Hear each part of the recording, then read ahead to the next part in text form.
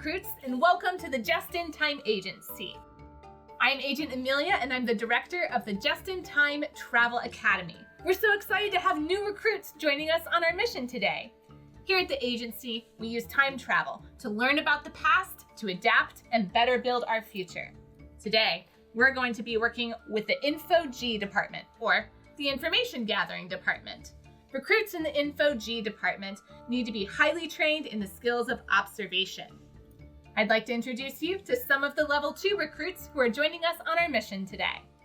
Isabelle, a recruit who loves to read books. Here. Nicholas, a recruit who enjoys hiking and camping. Here.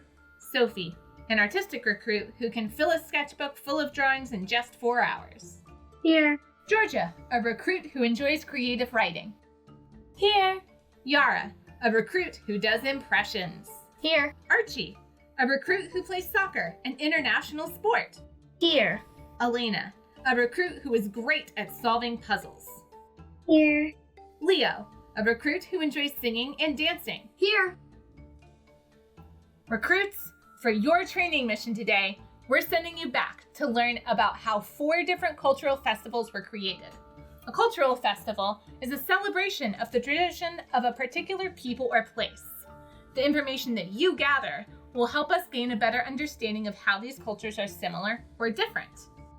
Each recruit will be given a time travel device, as well as a vial of shrinking powder in case of emergencies.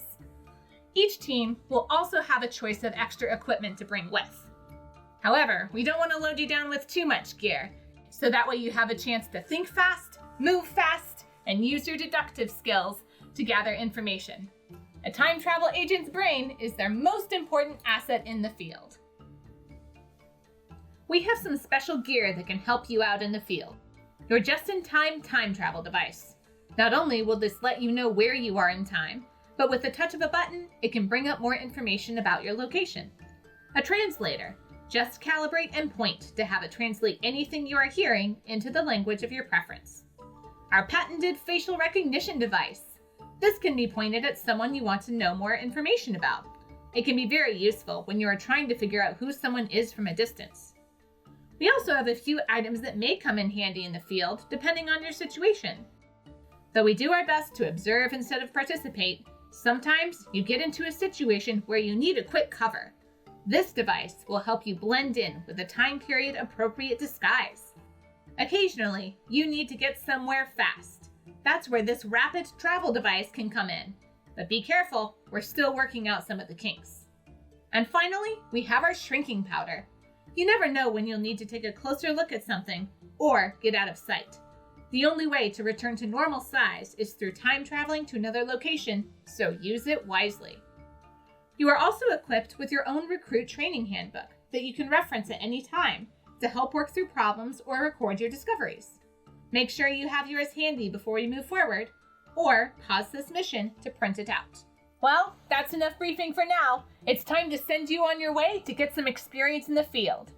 Because you're still in training, we're only going to keep you in each location for a limited amount of time before moving you to a new one. This will help minimize any impact your presence may have on the past. You'll get a notification on your time travel device when you're ready to move to a new location or when the mission is complete and you're ready to head back to headquarters. Isabelle and Nicholas, your first Info G session is on China's Moon Festival. Please calibrate your time travel device for China's Tang Dynasty in the 8th century AD. Welcome to the Tang Dynasty in China, recruits. Whoa! I forgot how dizzy time travel can make you. I can't believe we're back in time in ancient China. Why are you jumping around? It's my style. I'm curious why we're back in the Tang Dynasty. People in China have been worshipping the moon long before that. Maybe we can get some more information. The Tang Dynasty lasted in China from 618 to 907 AD. This period is often called the Golden Age of ancient China because the country experienced peace and prosperity. There were many advancements made during this time, specifically in engineering. Some notable inventions include woodblock printing and gunpowder, to be used as fireworks. The arts also flourished during the Tang Dynasty, and poetry became a very important part of Chinese culture. China was largely an agrarian society, and their lives were arranged around all of the chores involved in farming. The harvest time, a time of rest, was always marked by a full moon. They would offer sacrifices to the moon goddess Chang'e, who chose the moon as her home. Because of its importance, the Chinese built a lunar calendar around the phases of the moon. This shows how the lunar calendar uses the phases of the moon to track the passage of time. Now, please refer to your handbook and put the moon phases in order, starting with the darkest.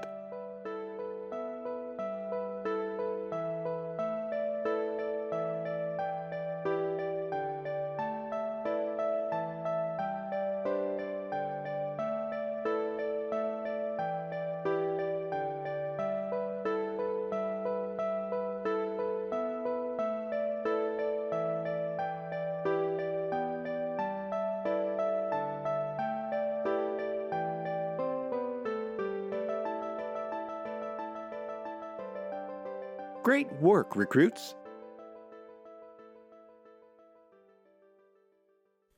Wow, that's so cool how they use the moon as a calendar. The moon must be really important if they're using it to plan their lives. I love learning about China. In fact, I even know some Chinese. 我在学中文8年了，我的学校在波特兰里。我的学校的名字叫正以为希望学校。秋风月圆大好时 I 光。 hope they didn't hear me. They're using some words I haven't learned yet. Let's take out our translation devices so we don't lose any important details. 也令天 No 下 problem, 百 I'll 姓 translate. 同庆。 Quick, the tide. You don't want to startle them.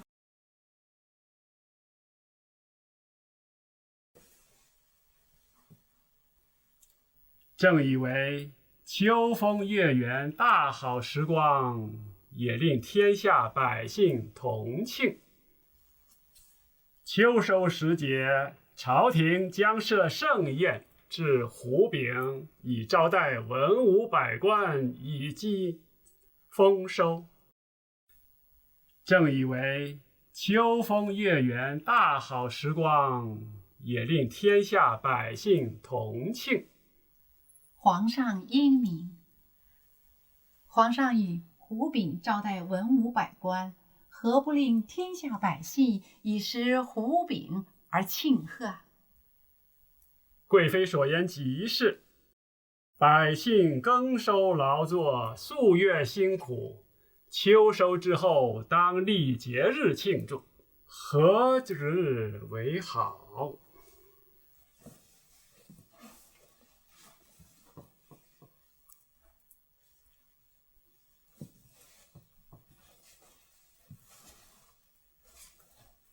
有了，1年的第8个满月，正值中秋收获季节，祭奉月神，亦是朕的生日，立此为节，恰是极当。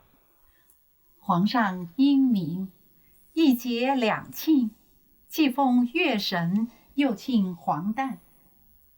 只是胡饼以胡之名，不似华夏乡俗。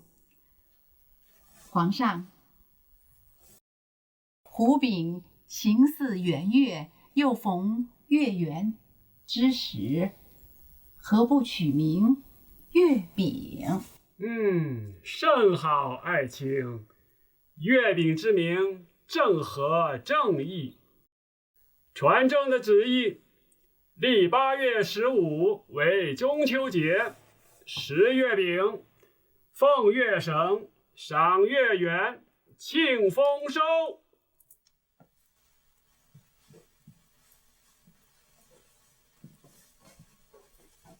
I want to know more about who these people are. Emperor Xuanzang was well loved by the Chinese people. He promoted trade and the sharing of ideas with other cultures. Yang Gaifei, known as Lady Yang, was a favorite of the emperor. She had much influence over him and is known as one of the 4 most beautiful women in ancient China. Do you realize we just overheard the conversation that started the Moon Festival? I'm curious to learn more about those mooncakes Lady mentioned. I wonder if they're still part of Moon Festival celebrations today. Headquarters is notifying us it's time to switch locations. Hopefully we'll find out.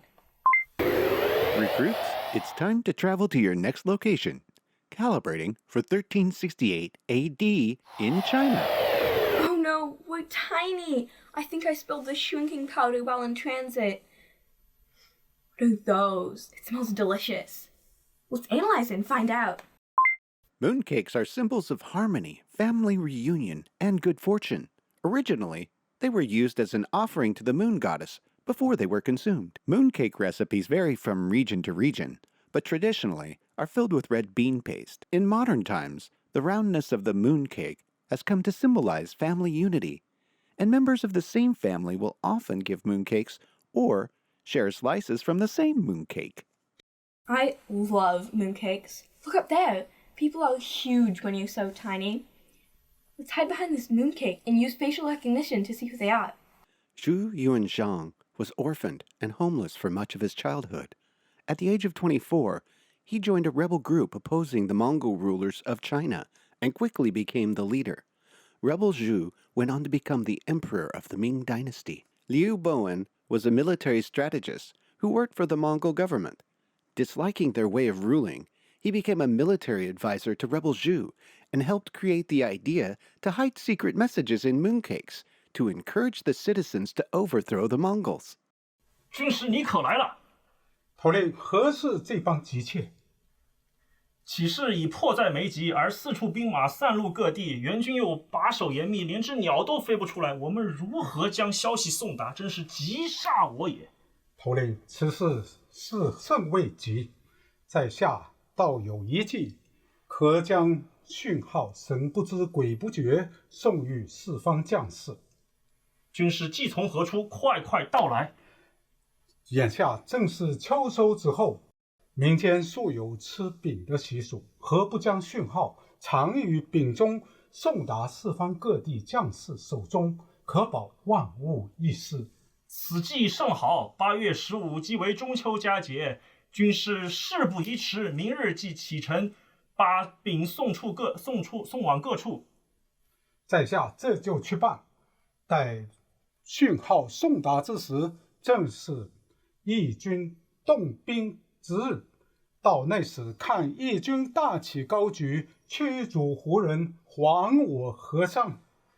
所言极是，军师。8月15中秋佳节，待事成之后，每逢中秋，我们食月饼，赏月圆，流芳百世，可不美哉？哈哈哈哈哈哈！大王高见。Wow, that is definitely an interesting way to use secret messages. I wonder if they're still part of moon festivals today. I am also wondering when we will get back to normal size. Although, I do have a newfound appreciation for a bug's eye's view of the world. Another message from headquarters. Recruits, it's time to travel to your next location. Calibrating for a present-day Moon Festival celebration. How beautiful! Look at all of these beautiful decorations everywhere. I wonder if they have any special significance to the Moon Festival. Modern-day moon festivals include dragon dances and celebrations with public festivals. An important part of this time is gathering with family and friends to enjoy a meal together. Oftentimes, this will include sitting outside and appreciating the beauty of the moon and the importance it holds to Chinese culture. I've never been to a moon festival before. Let's look around a bit. Nope, no time. Looks like it's time to head back to headquarters. Mission complete. Calibrating to return to headquarters. Excellent work, Isabelle and Nicholas. And recruits, were you able to complete the Moon Festival pages in your training manual? Now, I'm excited to share something with you that I learned during one of my missions to China. We'll be making a moon cake, a fun craft where we can hide a message and give it to a special family member to celebrate the Moon Festival. You'll just need a few things that you should be able to find around your home. You'll need a piece of white paper, a piece of brown paper, something round that you can trace around, maybe a lid that might have come out of the recycling. You need a small brad, a pencil or something to trace with, scissors, and markers or something to write with. First thing that we will do is we're going to trace a circle on our white paper.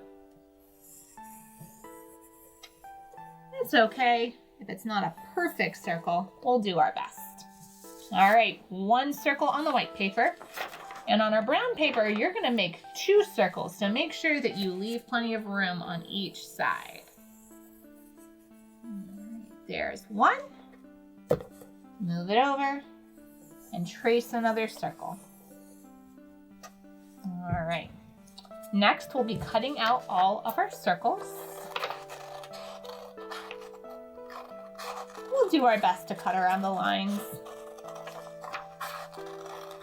But it's okay. Maybe someone took a bite out of one of the mooncakes. So if you've got some bumps along the way, that's all right.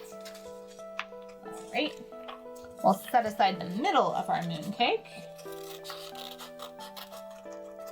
And now we'll cut the outside pieces.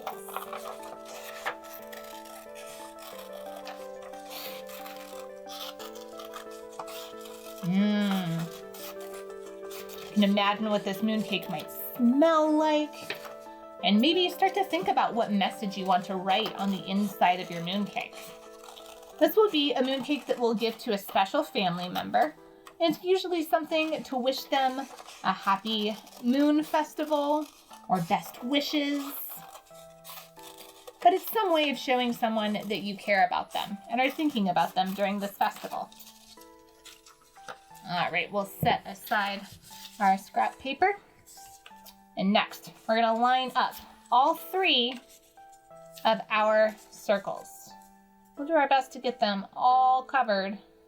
And then using our pencil, poke a hole near the top.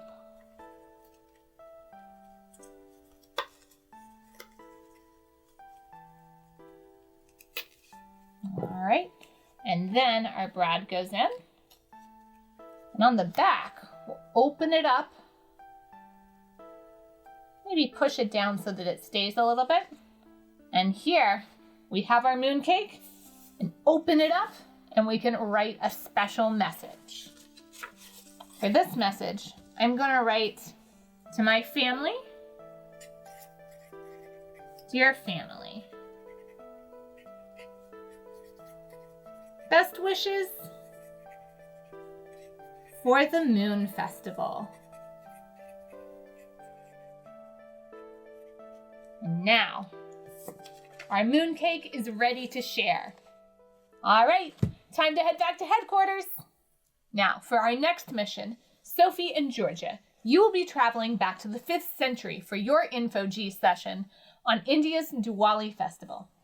Recruits, please calibrate your time travel devices for India in the 5th century BC. Check this place out. It's incredible. And the colors. This is so awesome that we get to travel back in time like this. Let's see if we can learn a bit more about where we are. Welcome to India in the 5th century BC, recruits. The years 500 through 401 BC were also known as the Classical Age in India, where there were great developments in science and art. Interestingly, metal coins were first minted during this time in South India. With the great exchange of ideas, the main foundations of Hinduism took root. It is also during this time when both Siddhartha Gautama, the Buddha and founder of Buddhism, and Mahavira, the great hero and founder of Jainism, lived. All 3 of these belief systems have some things in common. Please refer to your handbook and solve the puzzle to reveal 5 similarities.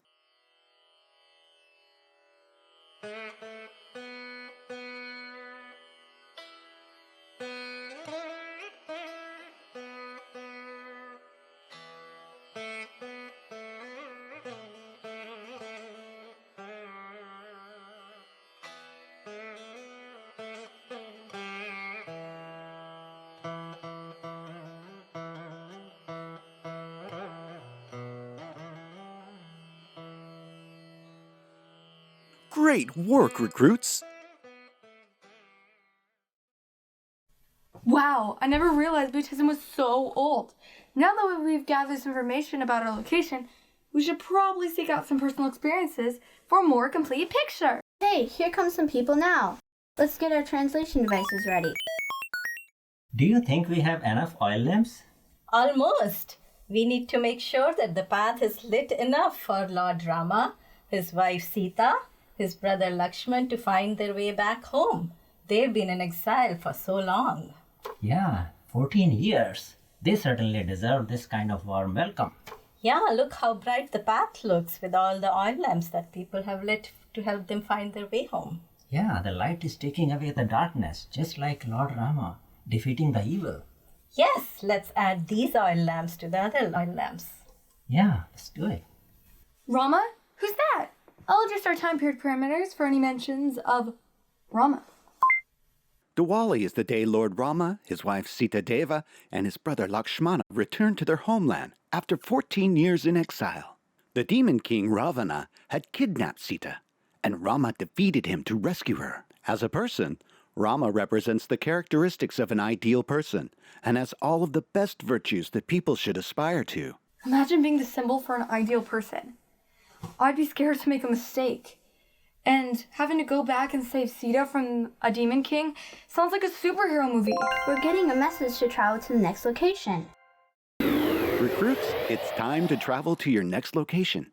Calibrating for 1400 AD in India. Wow, look! Fireworks! How beautiful! It looks like we're in 1400 AD. That was over 700 years ago. I wonder if the Diwali festival has anything to do with bringing light into the darkness. One step ahead of you. Look!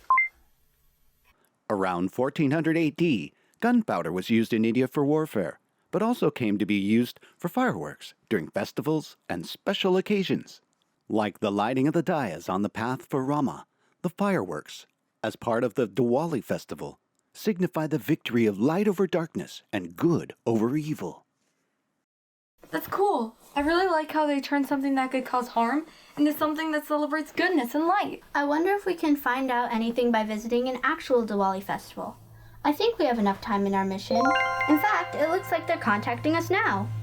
Recruits, it's time to travel to your next location. Calibrating for a Diwali festival in present-day India. I feel like we're kind of out of place. And there's nowhere to easily hide. Maybe we could use our disguise tool. Hello kids, let's learn some folk dance step today. Come, follow me. But we don't know the moves. It seems like fun. Plus, you said we should blend in. Yes, we'd love to join, but we're a little rusty on the moves. Can you teach us the dance? Yes, I'll be happy to teach you.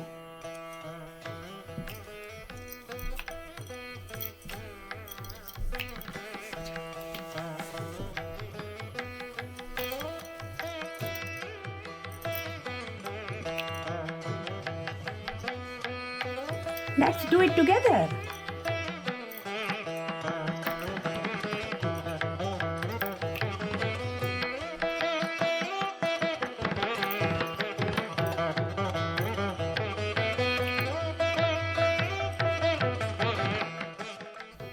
That was amazing! I can't believe we actually got to participate in a Diwali festival. Back in time. That was cool. I'm glad you asked them to show us. Oh, it's time for us to go back. Mission complete. Calibrating to return to headquarters. Welcome back, Sophie and Georgia. And recruits, were you able to complete the Diwali festival pages in your training manual and follow along with the dance too? We've got 2 more missions to go. Yara and Archie, it's time for you to take off for some Info G on Germany's Oktoberfest. Recruits, please calibrate your time travel devices from Munich, Bavaria in the year 1810. Welcome to Munich, Bavaria. In 1810, recruits, Bavaria was not officially part of the Federal Republic of Germany until 1949. It was originally part of the Roman Empire. When Napoleon Bonaparte abolished the Holy Roman Empire in 1806, he granted them the ability to become the independent Kingdom of Bavaria. Hey, who do you think those people are over there? Let's use our translation device to listen in on what they're saying. Are you going to the wedding of Crown Prince Ludwig and Princess Therese of Saxe-Hildburghausen? Yes, I can't believe they invited the whole town to come and celebrate with them. It'll be such a nice break after the hard harvest. With so many people attending, it's smart they decided to hold it in the Weisse just outside the gates of Munich. Yes, it's going to be such a grand occasion with a feast and dancing. I even heard a rumor that the Crown Prince Ludwig is so pleased by the public's enthusiastic response that he's decided to gift us with a little surprise. A horse race. Oh, so exciting! I do love a good horse race. Wow, that's nice of the Prince and Princess to invite the citizens to celebrate with them. I want to know more about this party. Maybe we can go. Crown Prince Ludwig was the son of the first king of Bavaria. He became King Ludwig I in 1825 and encouraged industrialization and the arts. Therese Saxe-Hildburghausen was considered to embody the ideal image of a queen. She often would assist with political affairs while King Ludwig traveled and was very involved with charitable organizations. To celebrate their wedding, the Crown Prince wanted to throw a grand party and invited the citizens to celebrate with them. The citizens enjoyed the event so much, they decided to celebrate again the following year. Please refer to your handbook and discover the main event.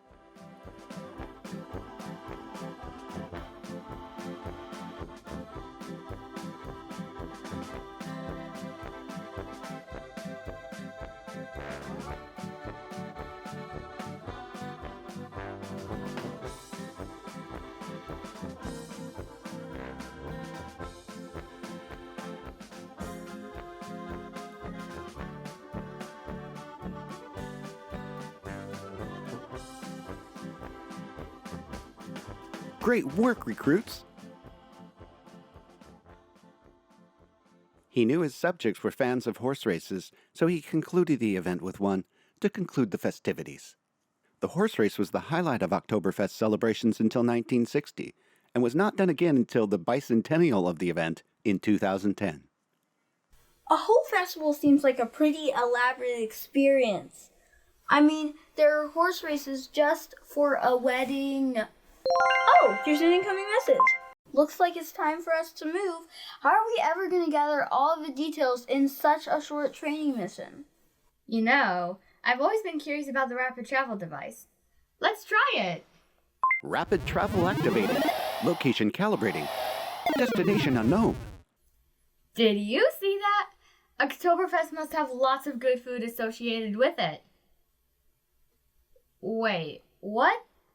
This doesn't look like Germany. Are we in China? Something must have gone wrong with the rapid travel device. We gotta figure out what happened. Though the Germans gave sauerkraut its name, the dish was actually invented in ancient China. Workers building the Great Wall of China often lived on cabbage and rice.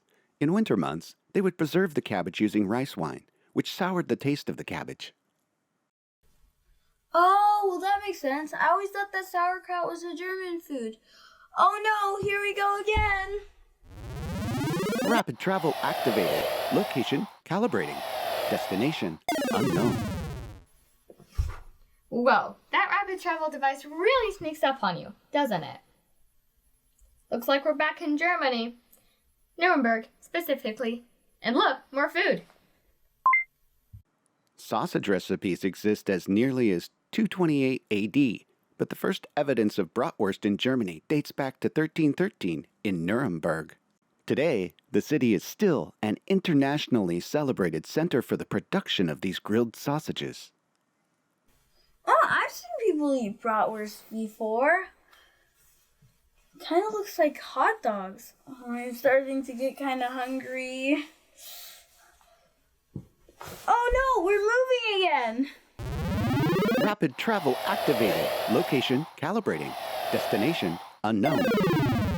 Okay, so definitely not Germany again. What's going on? It looks like we're in South America this time. Is that a potato?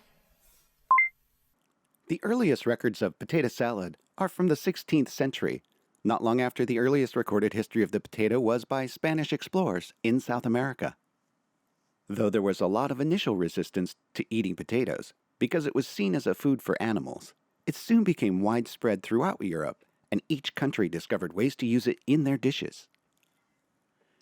Can you imagine a life without potatoes? I'm glad they eventually came around and started eating them so we could have French fries. Oh, here we go! Rapid travel activated. Location calibrated. Destination unknown. Okay, this place looks super old. This says we're in the Middle Ages. Do you smell that? Bread. While the exact origin of the pretzel is unknown, some believe they were originally called Brätzle, the Latin term for little arms, from which Germans later derived the word Bretzel. According to others, they were named Pretroyas, meaning little rewards, and handed out by monks to their pupils. Pretzels were also commonly distributed to the poor, as a way of providing them with both spiritual and literal sustenance. Now I definitely want one of those pretzels. Oh, here we go! Rapid travel activated. Location calibrating. Destination unknown. Why is everyone just like that? Quick, put your hands back up so we blend in having fun. I'll check my device and see if we need anything special. Oktoberfest traditionally begins with a parade on the first Saturday of the Wiesen. In 1887, lederhosen and dimdies became the traditional outfit worn by attendees and is still worn today in modern times. There's people everywhere! Does that mean that we have to find some lederhosen to wear? Nope, looks like we're being called back to headquarters. Mission complete. Calibrating to return to headquarters. Welcome back, Yara and Archie. And recruits, were you able to complete the Oktoberfest pages in your training manual? And now, I'm excited to teach you one of my favorite things that I picked up during my time travels to Germany. One of my favorite parts about Oktoberfest is the snacks. During Oktoberfest, a lot of children will wear necklaces made of pretzels. It's an easy snack, so we'll be making one today. All right. If you have some pre-cut string, that's what we'll be using today. If not, you want the string to be about twice as long as what you need, or your arm span. All right. You'll also need some pretzels, of course. First thing we're going to do is we're going to put our string through one of the top parts of the necklace, of the pretzel, and then back through the other side. And then you're going to loop it around this middle part one more time, and then bring it back through again. We'll have this one be kind of about in the middle here. All right, there is our first pretzel on our necklace. We'll get our next one ready. We're gonna layer these a little bit. So I've got this one just behind the other. So we'll bring this through on one side, around the middle, just like last time. Oops. Sometimes it gets a little bit knotted up with the salt on this pretzel, and then back out the other direction. And now you can cinch it up a little bit to scoot them closer together, to nestle them together. All right, and then our next one is going to go in front of that. So kind of imagine where our pretzel needs to go. It needs to go in front, which means that this time the string is going to go through the back, around the middle, across the front one more time as if you are giving that little middle piece of the pretzel a hug, and then cinch it tight one more time. And here we're beginning to see our pattern. And you'll keep stringing these pretzels along until you think that you've got enough pretzel to get you through the entire festival. I know that my favorite part of Oktoberfest are the snacks. All right. So you can make your pretzel necklace as long as you want, but for now, we'll head on back to headquarters. These pretzels are the perfect snack. Okay, Elena and Leo, you're our last group to head out. Your Info G session is on Mexico's Dia de los Muertos festival. Please calibrate your time travel devices for Mesoamerica in the year 1520. I wasn't sure what to expect when she said Mesoamerica, but these definitely look like the Aztec temples. Let's try to get some more information about our location.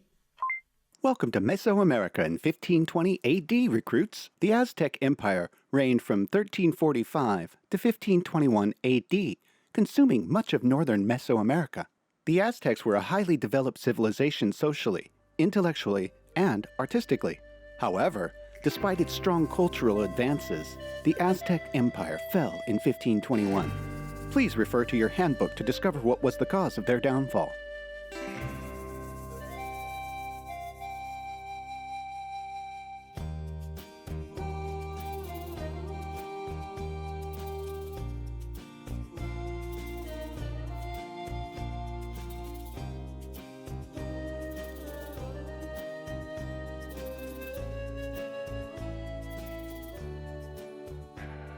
Great work, recruits!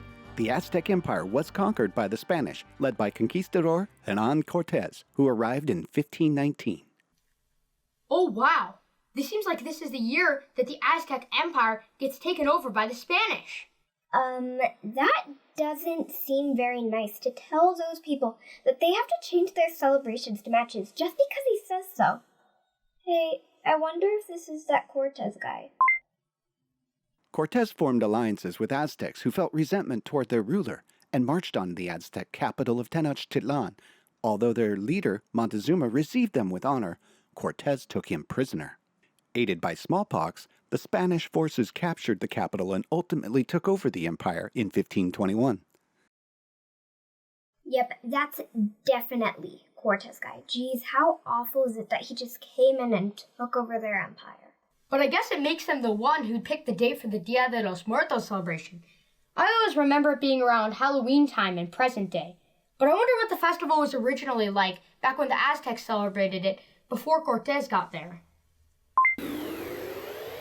Recruits, it's time to travel to your next location, calibrating for Mesoamerica in 300 BC.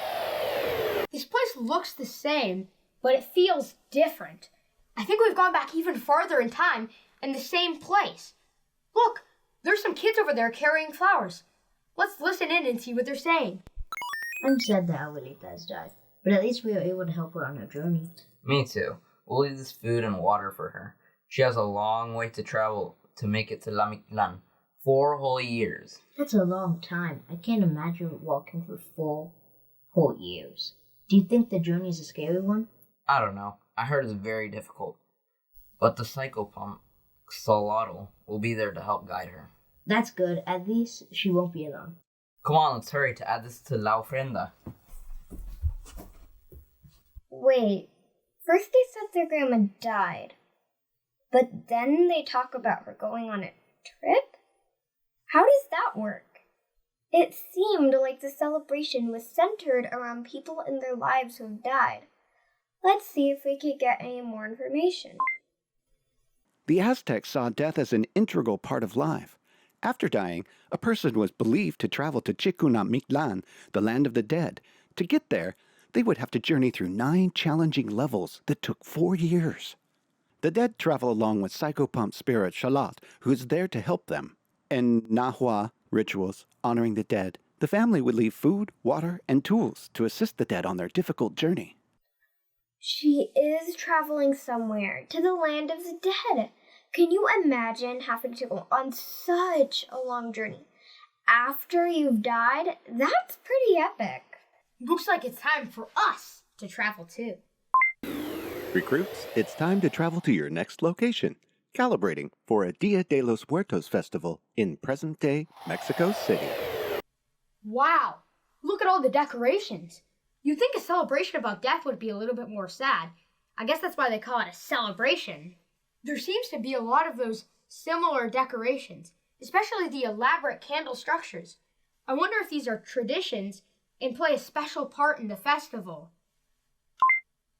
In 2016, Mexico City held its first ever Dia de los Muertos parade that included floats, colorful costumes, and Catrinas, painted skeletons, dancing through the streets.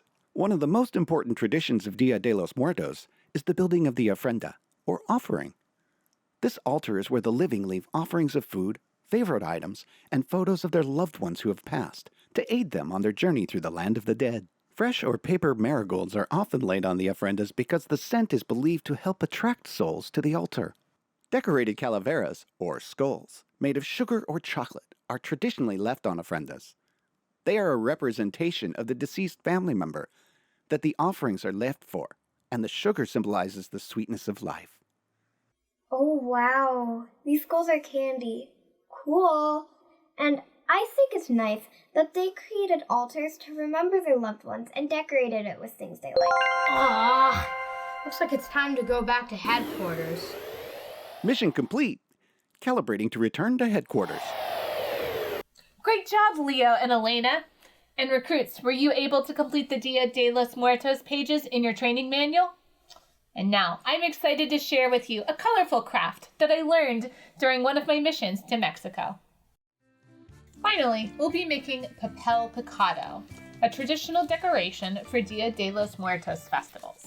What you'll need for this craft is a template that you should find in the back of your training manual, 3 or 4 pieces of tissue paper in the color of your choosing. You want to make sure that they're about the same size as the paper that you'll be cutting over. You'll need glue, tape, scissors, and yarn or string. All right, first thing we're going to do is we'll go ahead and practice how these folds will happen.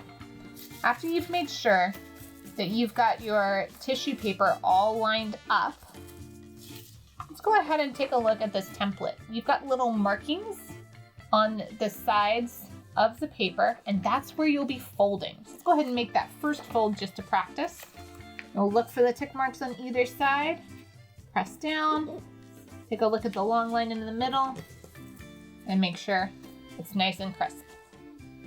Our next one, we're actually going to keep it folded and fold this next one along the same lines, but we'll get to that in a moment. All right, we'll unfold our template so it's all ready to go and stack our tissue paper nice and neat. I'm gonna flip it over to make sure that we've really got everything covered here. And then on the side that doesn't have a pattern, we're gonna take a tiny piece of tape to make sure that this all stays together when we start to fold and cut. A very small piece and fold it over the side like so. All right, now it's time to make our first fold. We want to make sure that we've got everything lined up in the middle. Take our hand and maybe peek around the edge to see where that line is. Make sure that we've got everything covered here. And look, here is that first line. It might not be halfway through, but that's okay. Here, we've got our first fold. Now, we're going to cut along the lines that we see. Our first couple patterns are some diamonds and a couple of hearts. We'll take our scissors and start trimming.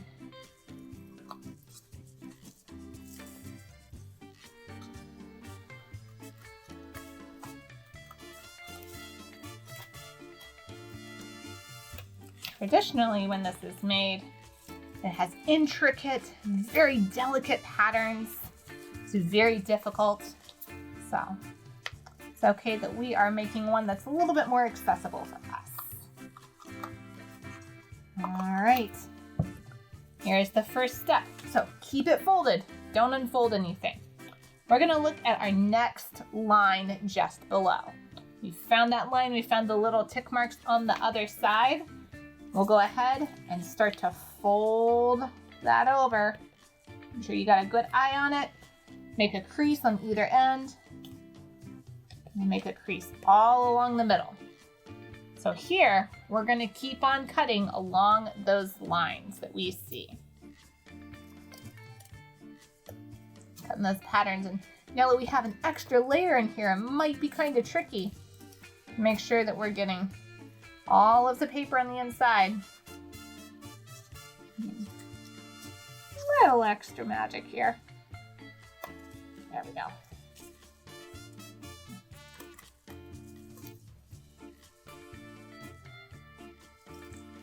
It's so interesting to think that right now the only thing we can see is our white paper. And to know that on the inside we're creating this very colorful, bright decoration. All right. My last one is this little circle here. And those circles can be a little tricky, and that's okay. All right. My next step, got another one to fold. This last one, you can unfold this last piece just a little bit, so that way you can get a good eye for the last one. And again, we'll find those tick marks on either side, get little folds on each end, and then meet in the middle. And here, we're ready to go for the last set. Lots of curvy lines on this last set according to our template.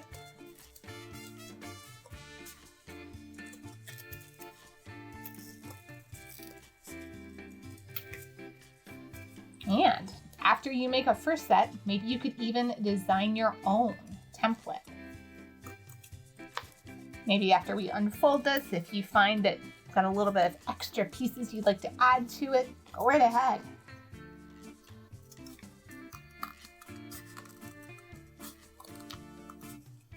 All right, we have our tight-knit little piece of our template here, and we'll unfold. All right, here we have it. And right now we do have our tape right up at the top. So be very careful. Well, actually, just trim this top piece ever so slightly.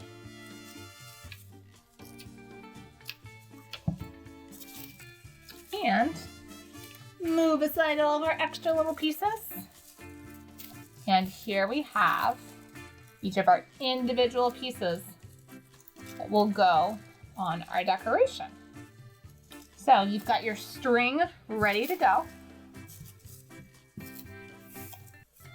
And you want to keep the longer line at the top because we'll actually be folding that over. We'll lay out our string, make sure that that is ready. And on your glue, you're gonna take just ever so slightly, just a little bit at the top. Just enough to make it sticky. Lay your string here, and we fold it over and stick it to itself. All right, that's one. We'll move to the next one, leave a little bit of space in between each. That way they've got some room to fly, room to float around.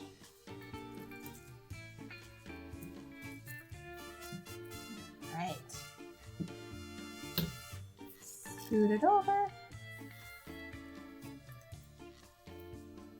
And roll it over on itself. And last, be very gentle with your tissue paper. They're very delicate. Takes lots of time and lots of care.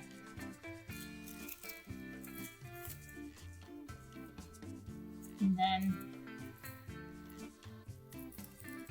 last step to fold it over on itself.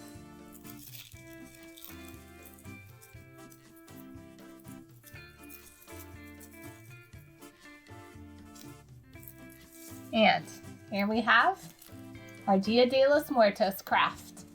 All right, recruits, time to head back to headquarters. That brings us to the end of our training mission today. We had the chance to travel back in time to learn about so many different cultural festivals. China's Moon Festival, India's Diwali Festival, Germany's Oktoberfest, and Mexico's Dia de los Muertos. Not only did we gather some great information, we also created some items for us to host a cultural appreciation festival of our own here at the Just in Time Agency. Thank you so much for your help today, and as we sign off, each of our recruits will share one word about their experience on the mission today. Isabelle. Sneaky. Nicholas. Inspiring. Sophie. Magical. Georgia. Adventurous. Yara. Delicious. Archie. Exciting. Elena. Informational. Leo. Colorful. Until next time, recruits.